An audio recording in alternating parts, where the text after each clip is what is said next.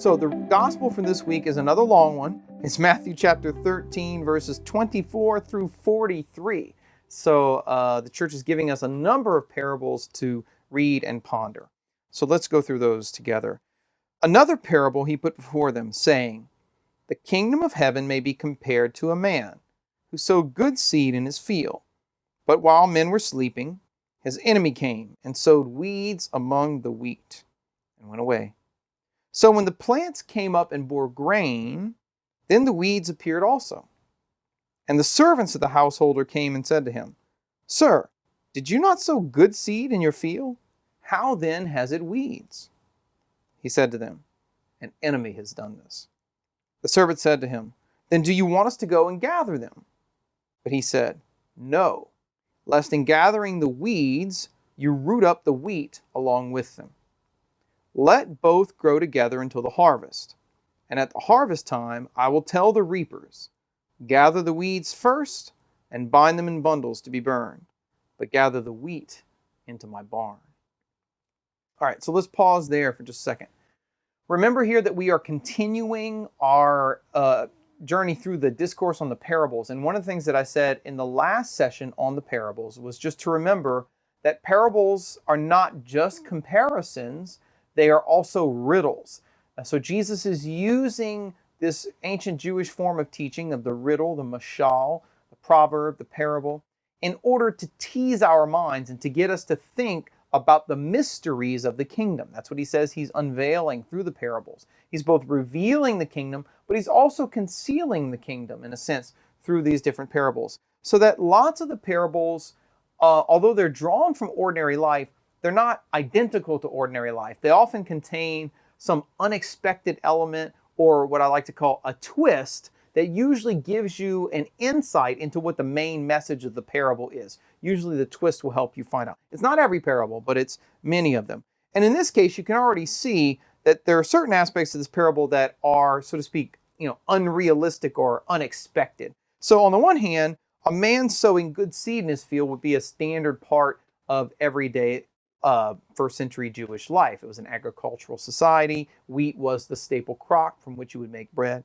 But the first unexpected element of this parable is that while everyone's asleep, his enemy comes along in the middle of the night and sows little seeds of weeds into his garden in order to ruin his crops. So this is just downright vindictive, right? And it's also a little comical to imagine like a guy creeping through his fields in the middle of the night and sowing weeds throughout his fields. I mean, how long would that take, and how would you even do that? So immediately you can see here something unusual is taking place. Now, if you keep walking through the parable here, once the stalks of wheat come up and begin to bear grain, the servants can notice now that weeds have appeared also.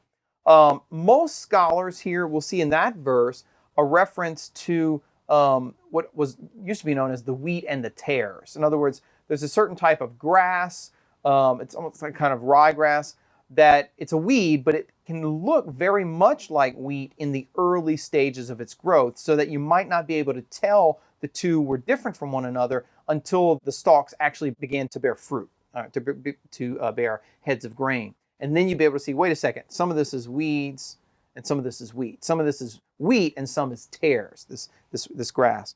And so the servants here notice the weeds once the fruit comes to bear, and they're, again, second unexpected element, they're a little shocked. They're like, didn't you sow good seed in your field, right? So this is a surprise to them. How then has it weeds? Because you would normally associate weeds with a negligent farmer, with someone who's neglectful. Maybe you've had a garden before and you kind of let it go. You weren't attentive. You didn't stay on top of it. And what happens? Pretty soon your garden is full of weeds. So they asked the master, you're a good farmer. You sow good seed. Why are there weeds in the field? And he responds, an enemy has done this, right? Another surprise there. He wouldn't say, oh, well, just weeds sometimes grow. He knows that this is the direct result of someone's plot against him.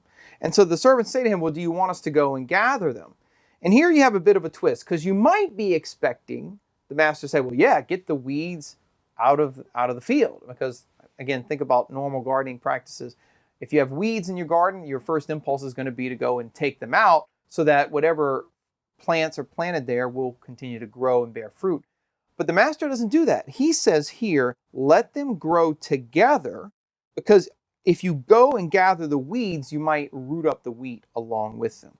Let them stay together until the harvest, and then at the harvest time, I'm going to have the harvesters separate them out. Gather the weeds and burn them, and then gather the wheat into the barn.